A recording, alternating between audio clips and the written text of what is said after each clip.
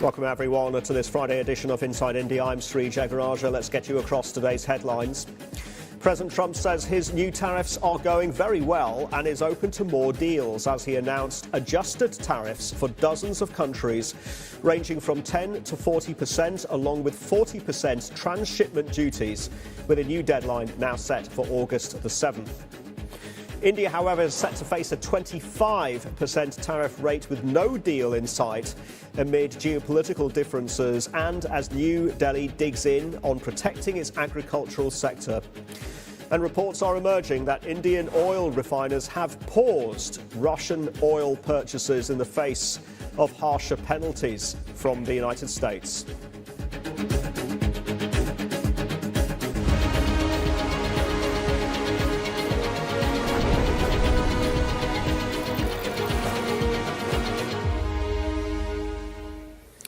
Right, so these markets and the macro is adjusting to a new regime as far as tariffs are concerned. Also, some trade deals, some going better than others. With that, let's take a look at the Asian markets as we round off the week. The Kospi, the heaviest loser, down by almost 3%.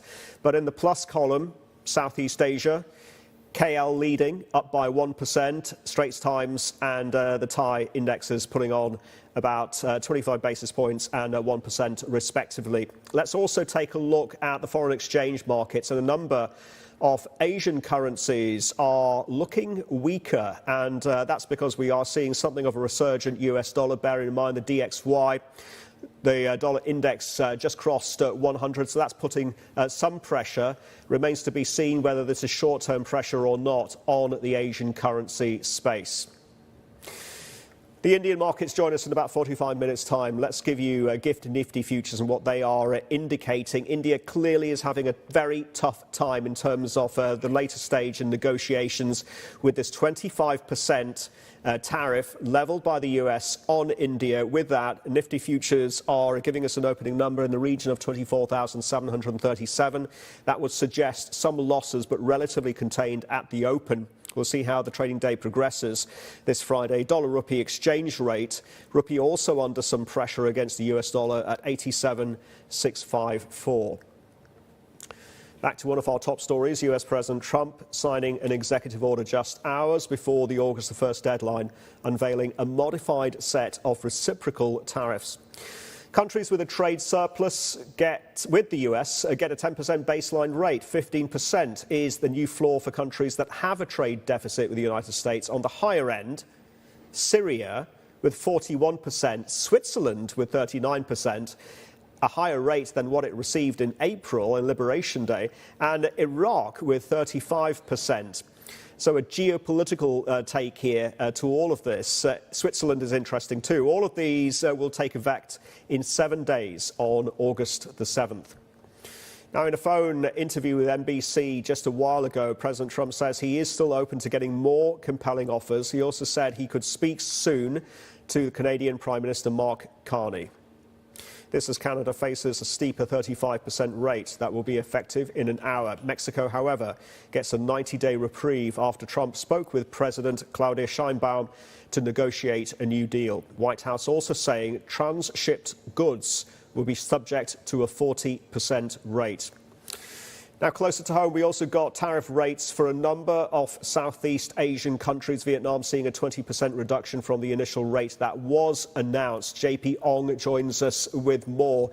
JP, so when you compare and contrast to what we started with the Liberation Day reciprocal tariffs, how has this shaken out in terms of the modifications that have been made for ASEAN? Well, the ideal would have been to see tariffs go down to zero, of course, but you're not going to get that. So any reduction from the Liberation Day levels will be seen as better than nothing, actually, for Southeast Asia. And that seems to be the case at the moment, because as it stands right now, Sri, about 5 of the 10 Southeast Asian nations actually have a similar tariff rate of about 19%. The likes of Malaysia, Cambodia, and Thailand earlier today announced that 19% by U.S. President Donald Trump. And mind you, it does come down quite significantly, with Malaysia coming down from about 24% in April and a 25% level earlier in early July. Thailand, Cambodia also seeing their tariff rates go down to 19% from previous levels of 36% each also. And thus you'll also see from this particular graph that they joined the likes of the Philippines and Indonesia at a 19% tariff rate. Now, we do have some comments actually from the Malaysian trade industry actually,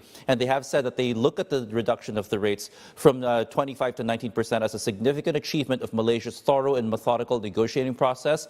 And it's also saying that this is a positive outcome which follows sustained engagement between both governments. That's Washington, D.C. and that of Putrajaya. Now, what's also important to note here, Sri, is that any country that was not part of that Annex 1 table that outlined the number of tariffs will be facing a baseline tariff of 10%, which means Singapore, which was not part of that, will also see a tariff of about 10%, confirming once again what they were facing back in April. Also, given the fact that Singapore actually has a trade deficit with the United States to the tune of about $4 billion US.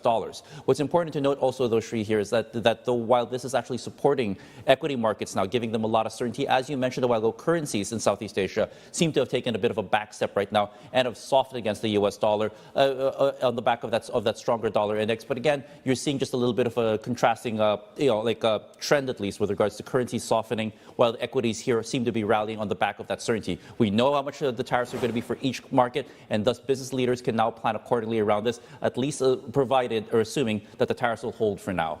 And something of a feel-good factor that we did see with countries who have negotiated trade deals, that's starting to wear off to a large degree, and US, South Korea is hanging in the balance too. JP, excellent. Thank you very much indeed for that. Let's bring it back to South Asia.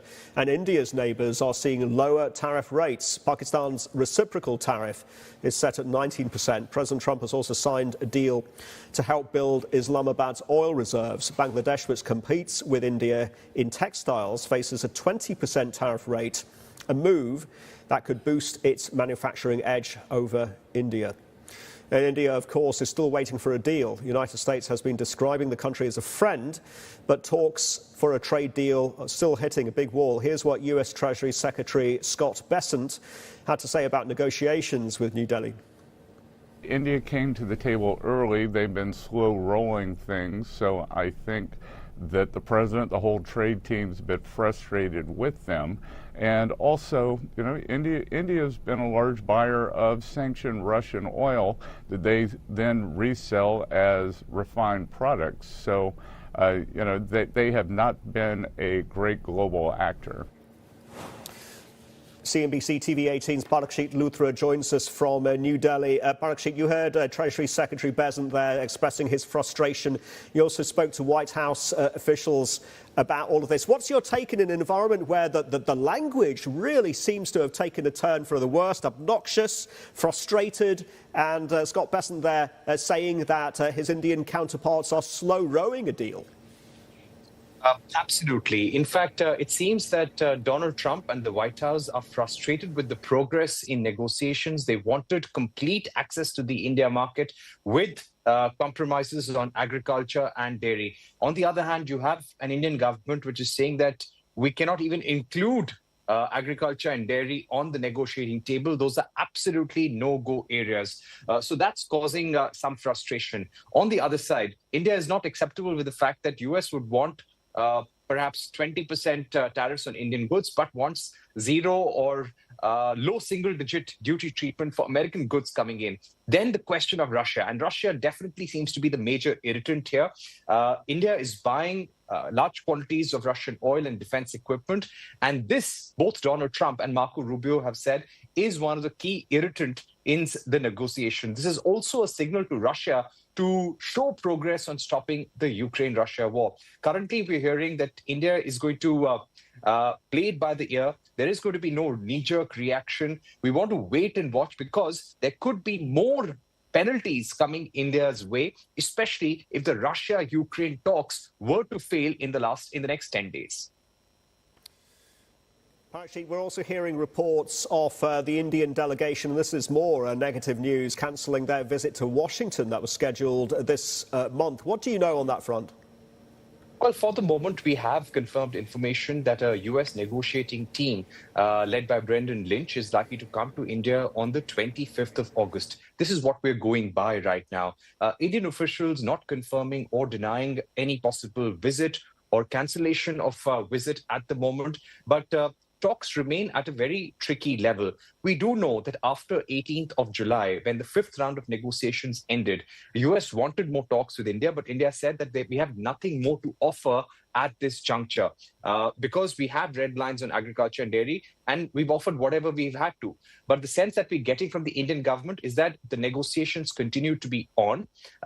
Yes, we're looking for our national interests. We want to protect our MSMEs. We want to protect our farmers. We want to protect agriculture and dairy. And we will only strike a deal which serves India's larger interest and is a mutually beneficial and fair deal. So this remains as India's stand, but we are not going to retaliate. This is what top sources in the government have said, that there is going to be no retaliation. India is going to weather the storm for the next few weeks, hopefully have a bilateral trade agreement. But experts in India are also saying that we have to be ready for an eventuality that there may be no deal with the United States because they're asking for compromises in some very politically sensitive areas and also for India to cut off relationship with a very old strategic ally, Russia. Exactly, Parikshit. And if India is forced into a position where it has to make concessions and big concessions on agriculture, then that could really jeopardise the rural vote bank and, as you say, make Prime Minister Modi's position politically very untenable. Thank you very much indeed for that, Parikshit. In the meanwhile, as all of this develops, Reuters is reporting that Indian state-run refiners have paused purchases from Russia.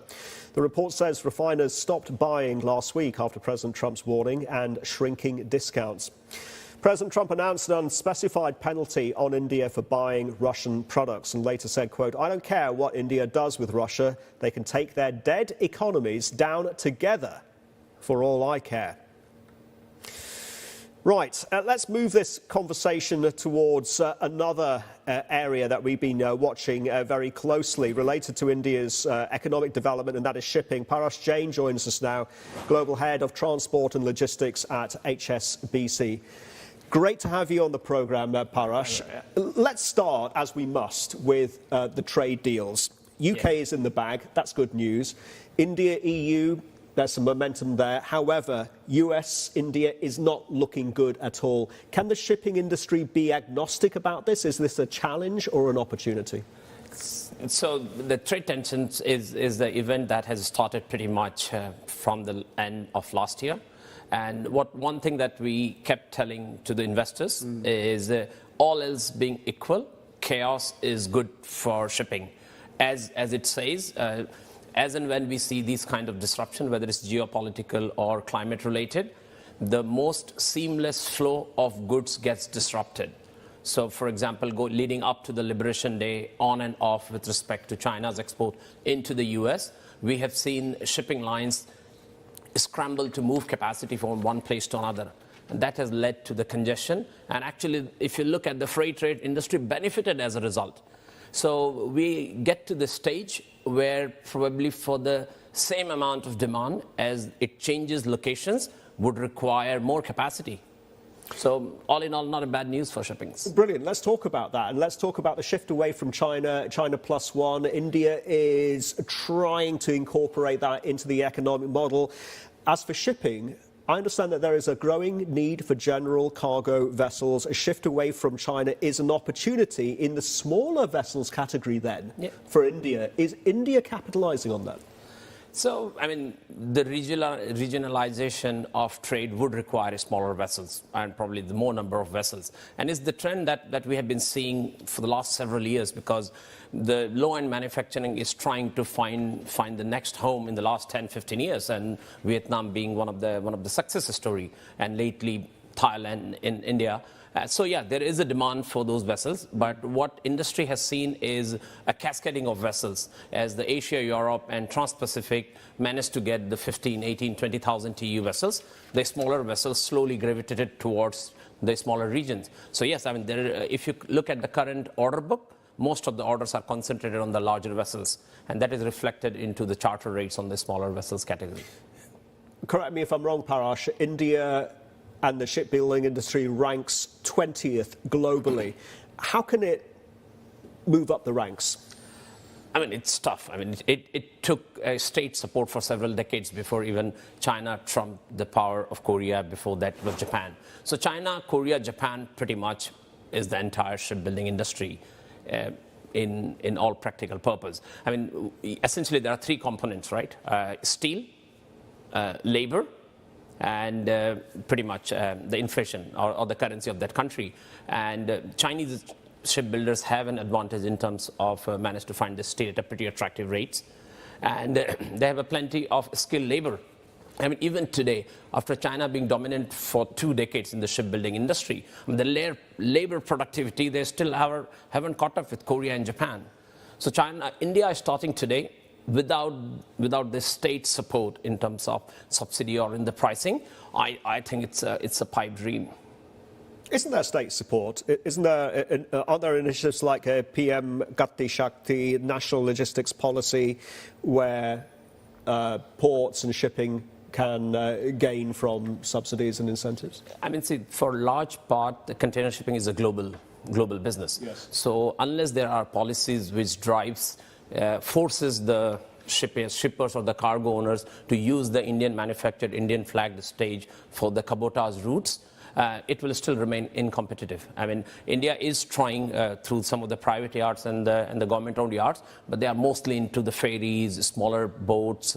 But yeah, I think it will take a lot of time and a lot of efforts to even be relevant into this landscape. So if you can't beat them, join them. So does that mean that the Indian shipbuilding industry has to look towards collaboration and JVs with the South Korean shipbuilders, the Japanese and the Chinese to move forward and to build, ironically perhaps, a domestic industry?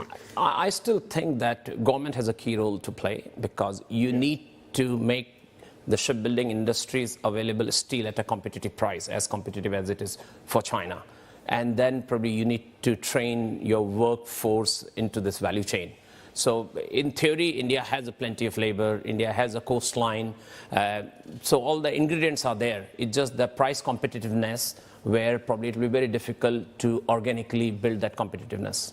But it's starting, though, isn't it? The production of commercial ships in India peaked in 2010. It's been on a downward spiral since. But there are signs of a renaissance. European ship owners, smaller general cargo ships, have been placing orders in 23, 24 for new tonnage. So how can India scale? No, absolutely, as you said, because see, the idea is that in the last 5-6 years, because the industry made so much money, that too much money was chasing too few slots. If you take like Koreans or the Japanese or the Chinese shipyards like Yangtze, I mean, there are no slots available for 25, 26, 27, 28. So what do you do as a ship owner? So, and with the noise around the USTR, everybody was trying to diversify their potential bets.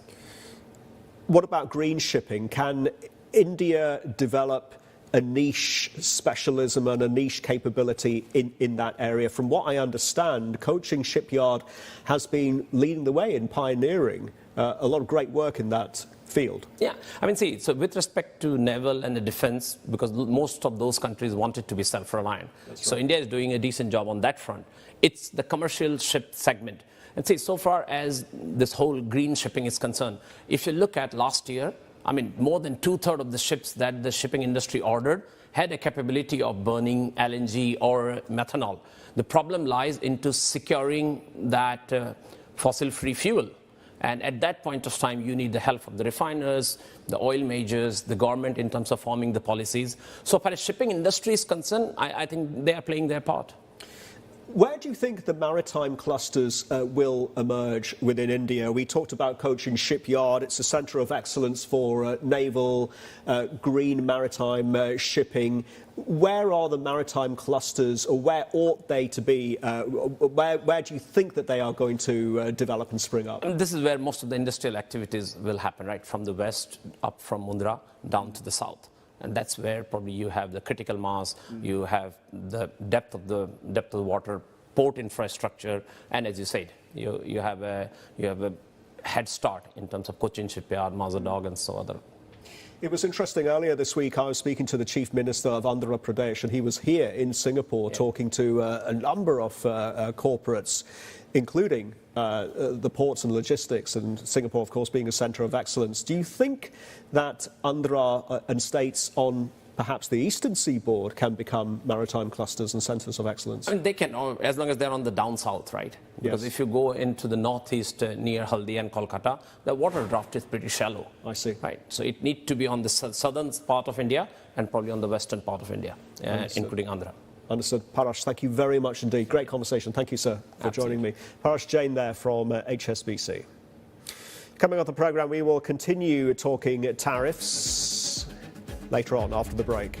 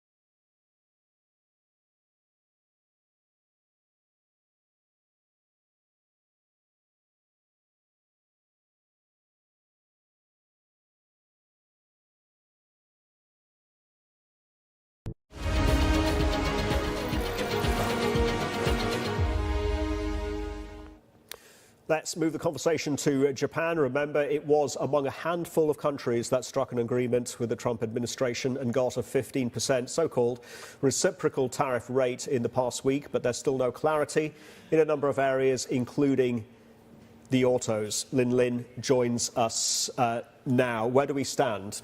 Yeah, exactly. And that is the big question, given that autos, of course, is the #1 export sector for Japan and a backbone in terms of jobs there as well. And if you'll remember, throughout the negotiation, it was really the main sticking point to get that 15% in terms of Japanese auto imports into the US for the tariff rate. Now, there was some expectation, especially if you look at Japanese local media, that this 15% rather than the 25 plus 2.5 would also come into effect on August the 1st. But we have not heard anything on this front. The White House has not signed any kind of executive order as well. And today we heard from Ryosei Akazawa about this. He basically said that we can't make any preconceived notions about when this will come into effect, but that they will continue to push the United States and the White House to sign this executive order. Now, this is going to be something that will likely come up as we are in the midst of the earnings season for Japanese automakers. And certainly this week, when we heard from Nissan, this was something that was raised. The fact that, yes, we have a deal, certainly 15 is great, but there is execution risk here because there's such a high degree of uncertainty. I also got a chance to speak with the CFO as well of Nissan, and I spoke to him about the company's India strategy. Let's take a watch. The strategy of disposing of our shares in the manufacturing plant are in no way a decision to retreat from the great potential that the Indian market has for Nissan. We have successfully launched the Magnite. We have 3 more models to come, one very important MPV. All of these are being manufactured in the plant that we have sold to Renault and with whom we continue a very close and tight partnership. We will also be using India as an export hub. So the importance of India for the Indian market and the importance of India to the global markets of Nissan is absolutely not in question. Just in terms of India, it's known for low-cost engineering talent pool and also growing domestic EV ecosystem and demand as well. Is Nissan looking to shift any of its supply chain there? We have, I think, very strong engineering centers in India already at Chennai. We've been growing the project work that we are asking them to contribute for global projects. We have been also using India as a source of talent for our operations globally across support functions. And so clearly, we are very happy to be enjoying the quality and the competitiveness of the Indian workforce. Yeah, and I think just some context there as well in terms of what Jeremy Papan was talking about. Of course, Nissan is undergoing a significant restructuring. They started only 11 weeks ago, and as part of that, it's huge cost cuts, including 7 manufacturing plants to be closed or sold off. So the one that he was talking about there in India, that's the one where there was a JV with Renault and a 51% stake was sold to Renault as part of that. That is part of the restructuring, but as Jeremy has made the point there, they remain still very much committed to the market. But, you know, for them at the moment, it is about cutting down on those costs.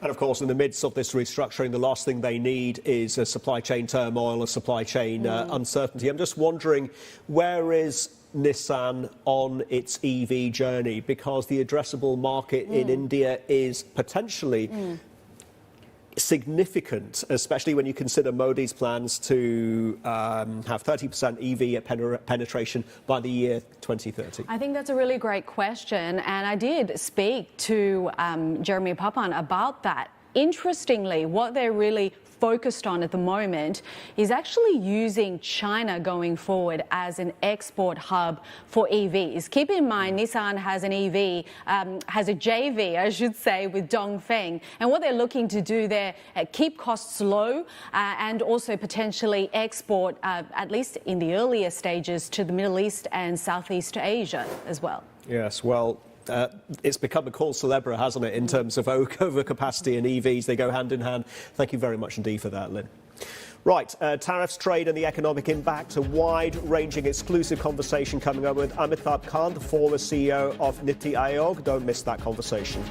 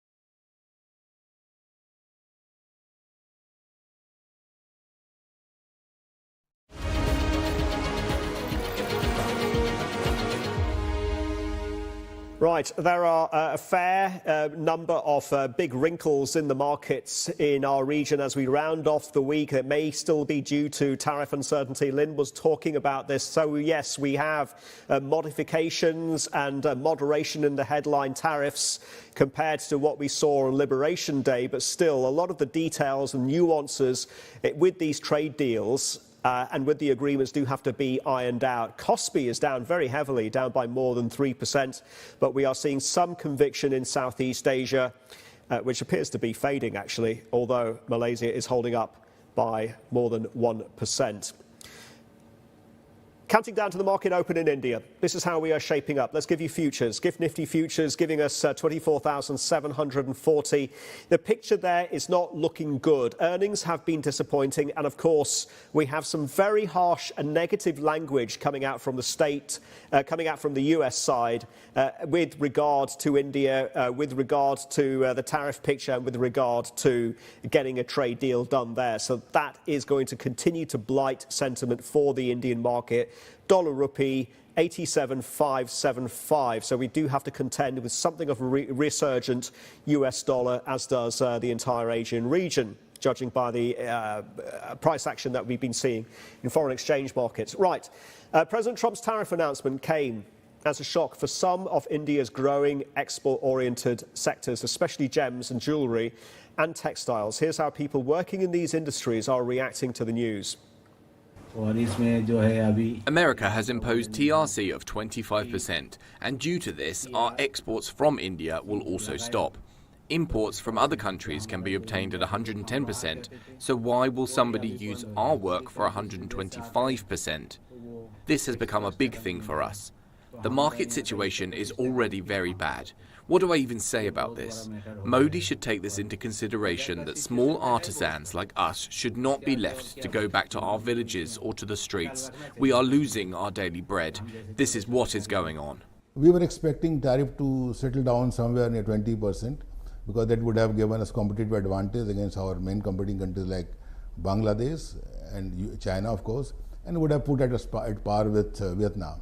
India has done FTAs with other countries like UK and Australia also, and we have other options. We have multiple options available in India, because India is a handcrafted jewelry market. So it will definitely get into other markets, and they will sail through, because we supply to UAE, we supply to UK, and we supply to Australia, Japan, all other countries. So we will definitely sail through after this small turbulence, I think.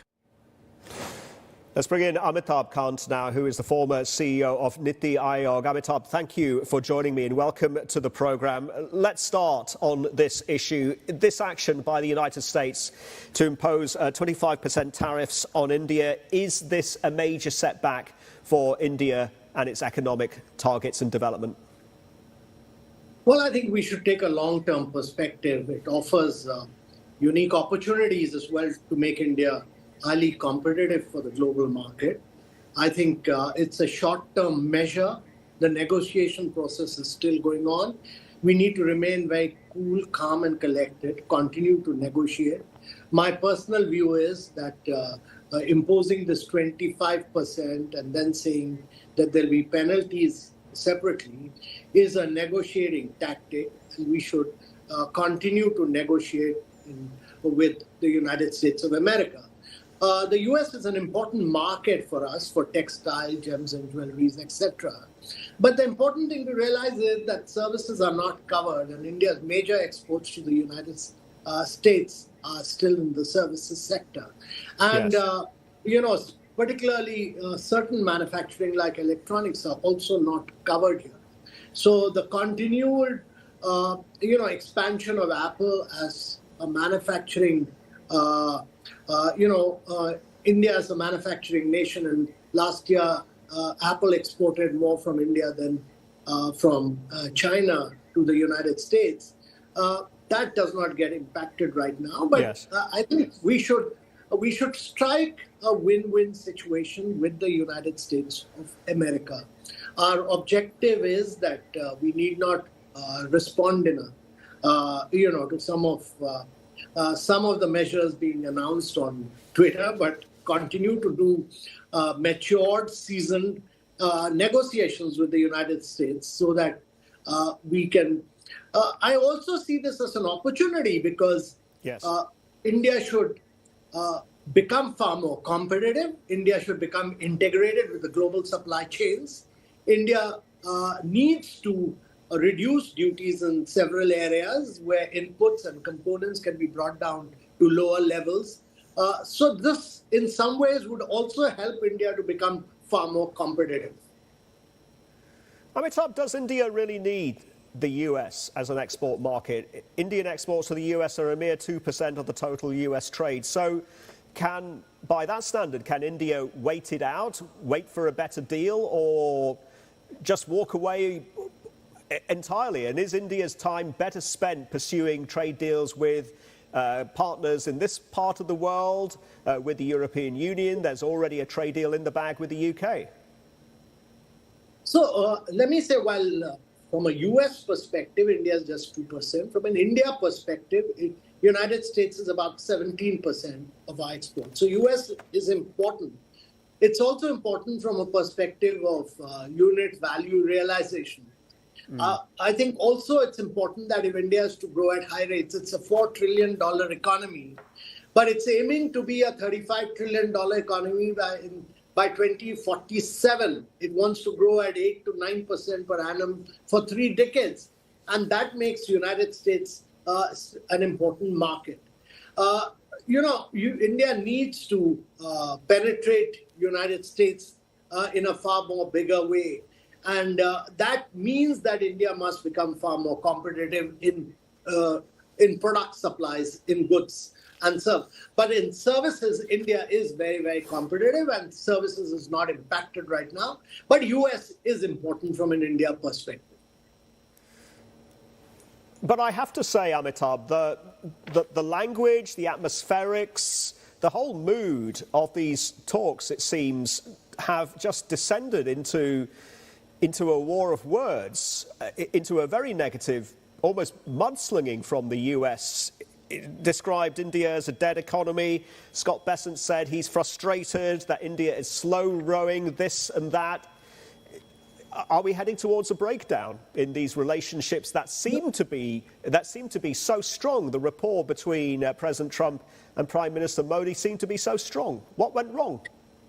No, that's why I'm saying that it's important to be extremely mature, to be cool, not to react to some of these tweets, because you need to look at India-US relationship from a long-term perspective, not from a perspective of the next 2 to 3 years. You need to look at it from a perspective of the next 3 decades. And I think not get unnecessarily provoked. India cannot be a dead economy. It's a very live, it's a very vibrant, it's a very dynamic economy.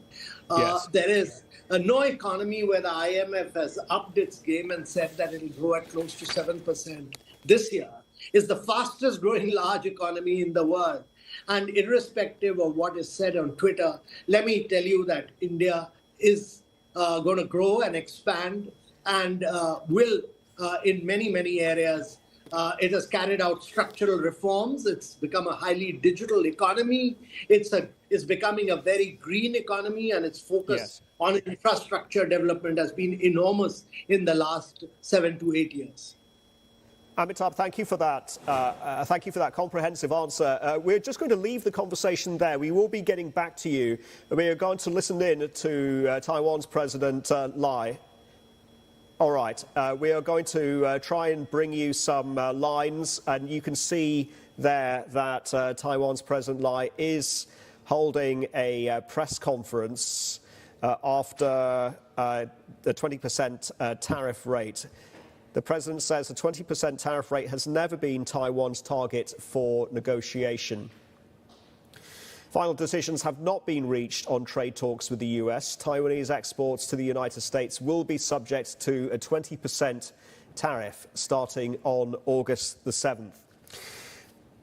Amitabh, thank you for your patience. Let's return to you. Does India need more trade deals and FDI if it is to meet, and you touched on this, Viksit Bharat, the target of 2047 to be a developed country? India has just done a very outstanding deal with the United Kingdom. It has done a deal with several countries in Europe. It's moving very vigorously forward. It's at an advanced stage of negotiation with the European Union. It will do many bilateral deals, and it believes that trade is critical for global growth. It's critical for India's own growth, and trade is a very major driver of growth economy, and there is a need for predictability and consistency of policies for long-term global growth and for lifting people above poverty line across the world. It's very important to do deals, and India will continue to be very active as far as bilateral and deals are concerned. Indeed. Amitabh, let's get into the weeds, if we can, of the roadblock. The major impediment to getting a US-India trade deal done is agriculture. Commerce Minister has said that this is sacrosanct. This is politically sensitive domestically. And this is where the red lines, very strong red lines, are being drawn. The US wants enhanced market access. What's to be done? See, more than just the agriculture sector, I think it's important to say that strategic autonomy of a country is very critical, particularly of a large economy like India, and particularly of an economy which is bigger than 24 countries of Europe and which has a high dependency on agriculture. It's also important to realize that 44% of our population is dependent on agriculture, and therefore it's critical to take care of their concerns. It's a political imperative. And to open the floodgates of imports on that in both agriculture and dairy will be very, very complex and very difficult. We need to do this looking at a long-term perspective rather than doing it overnight. And I think other countries negotiating with India must realize that India wants to do a win-win deal. It believes in free trade. It believes in doing trade deals, but it needs to do it on terms and conditions where it does not adversely impact its own population. Then there is another irritant here, Amitabh, and I'm sure you're aware that Washington is also looking to impose punitive tariffs on countries that buy Russian defense equipment and Russian oil. India is one of them, although those numbers have been coming down. How problematic is this for Indian negotiators and the dialogue? So for an independent country where it wants to buy its oil and where it wants to buy its defense equipment is going to be decided in New Delhi. Cannot be decided in Washington. And it's important to make this point because, autonomous decision-making by an elected government in New Delhi for these issues are very critical. For years, and for decades, we've had a relationship with Russia at a point of time when United States was not very favorably inclined towards India. And I think over the years, while we've actually, in the last 2 years, we've decreased our procurement of oil from Russia, and we've widened it to buy more oil from the United States of America. We are widening our base. We've done more procurement of defense equipment from Europe and from the United States in the last few years. So one should realize that certain things cannot be done overnight, which are detrimental to our national interests, but you should allow a period of time for us to evolve in the right manner. But if you do this kind of punitive action when you are a member of Quad, it has very adverse implications. And therefore, I think a matured perspective needs to be taken, that we need to do these things over a medium and a long term and not overnight. That would not be in the interest of good relations between the two countries. Indeed. So let cooler heads prevail and hopefully let the dust settle on this. But we are hearing reports that the Indian delegation, and maybe you might be able to shed some light on this, Amitabh, has cancelled their visit to Washington that was scheduled this month to continue these trade negotiations. We do also hear that a US delegation is still coming to India later this month, August the 25th. How much progress do you think those talks, if they do happen, will achieve? So let me first assure you that from India's side, we believe in a negotiation. The Prime Minister believes in negotiation, and we will continue to negotiate with the United States for a win-win situation. And the deal has to be a win for India, but it has to be a win for the United States also. But certain realities must be taken into consideration, and the reality of agriculture and India being a major agricultural economy and its population being dependent on it, and is important to realize. It's also important for India to make itself competitive, and I think this is an opportunity for India to make itself an integral part of the global economy. I personally think that in several manufacturing sectors, on inputs and components, we should reduce our duty rates so that we integrate ourselves in a much bigger way in the global supply chains. And I think India is inclined to do that, as it has demonstrated in its agreement, in its comprehensive trade agreement with the United Kingdom, which to my mind is a very progressive and forward-looking document. And that is what we must do with the United States. So the way forward is negotiations. The way forward is, I think, striking the right delicate balance, because two countries are at different stages of growth. One must understand that United States holds 26% of the global GDP. And whereas India is a growing, developing economy, it's just a $4 trillion economy, which in the last few years have carried out major structural reforms in its economy. And it is aiming, one must also realize that by the time, you have the next election in the United States, India will be the third largest economy of the world after United States and China.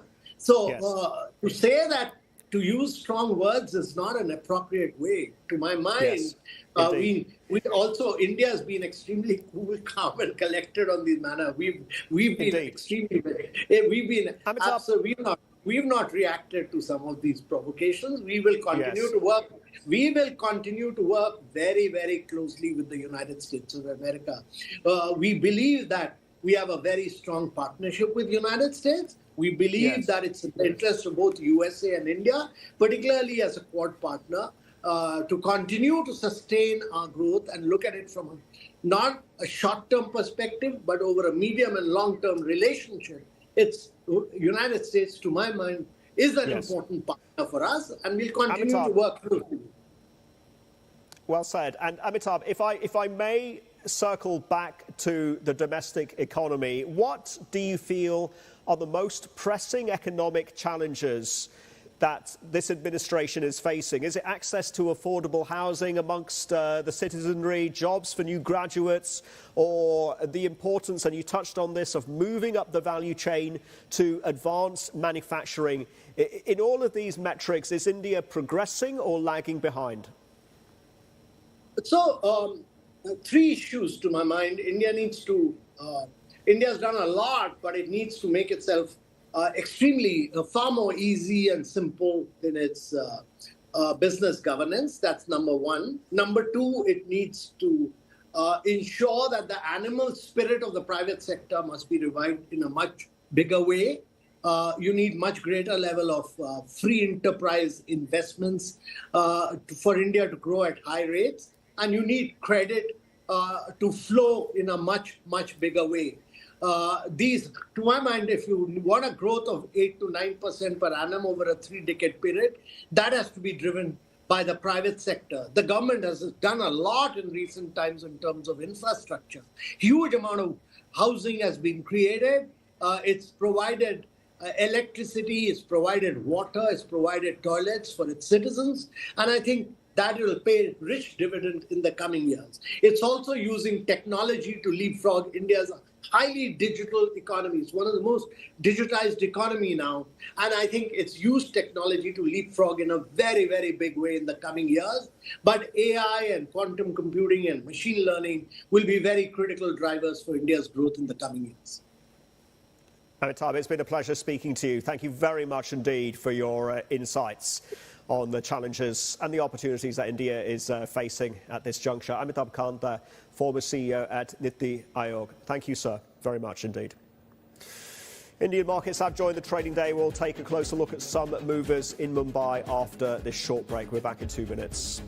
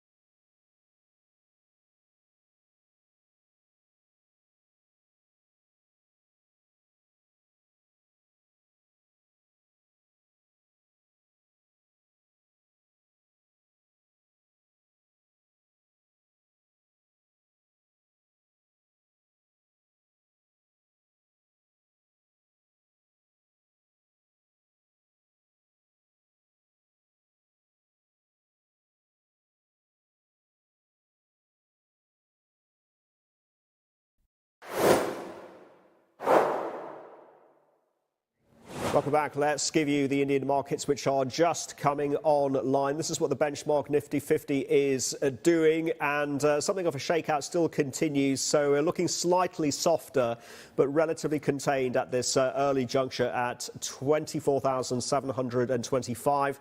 Rupee has been under pressure, as have its peers in the Asia FX space.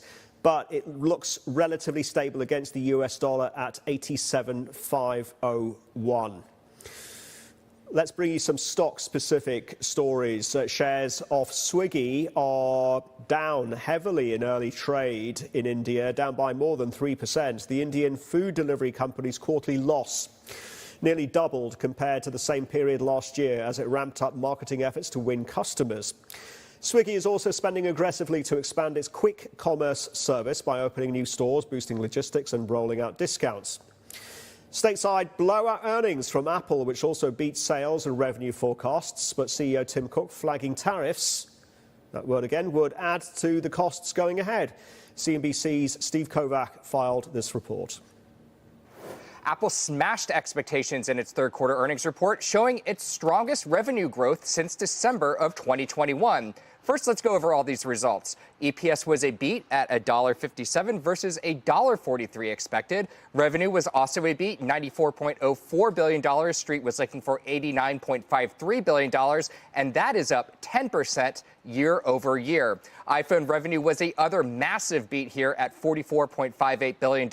That is up 13% year on year. Services sales beat expectations and continued its stellar run of growth to $27.42 billion. And China is returning to growth, with sales up 4% to more than $15 billion. As for the tariff impact on Apple, CEO Tim Cook said he expects $1.1 billion in tariff-related costs for the September quarter, and tariff costs weren't as bad as feared for the June quarter, $800 million, or $100 million less than Apple originally predicted.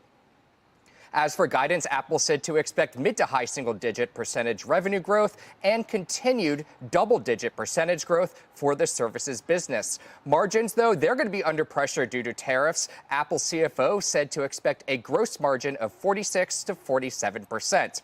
I caught up with Cook about these results, and he told me part of the strength in the iPhone business this quarter came from customers buying ahead of tariffs going into effect. He told me, quote, "We did see some evidence of that in the early part of the quarter. We would estimate it to be about 1 point of 10 points of company growth." And on the AI front, Cook told me Apple plans to spend more this quarter on AI investments. He said, quote, "We're significantly increasing. I'm not giving you an exact number today about what that means, but we significantly increased in the June quarter, and we're significantly increasing in the September quarter." So while we don't have a precise number for Apple's AI CapEx, Cook did say he will be spending that money on both AI talent and the compute to develop artificial intelligence. For CNBC Business News, I'm Steve Kovac. Thank you, Steve. Let's take a look at US equity futures. And remember, there's still a lot of major event risk tied up with the tariff regime as it stands, still very fluid. And this is really illustrated by what Taiwan's president has said. Final concluding meeting with the US has not been held. So the devil really is in the details here. And ahead of payrolls, there's a fair bit of caution in the US markets when you look at futures. That's it for this edition of Inside India. Do keep watching CNBC. Access Middle East is coming up next.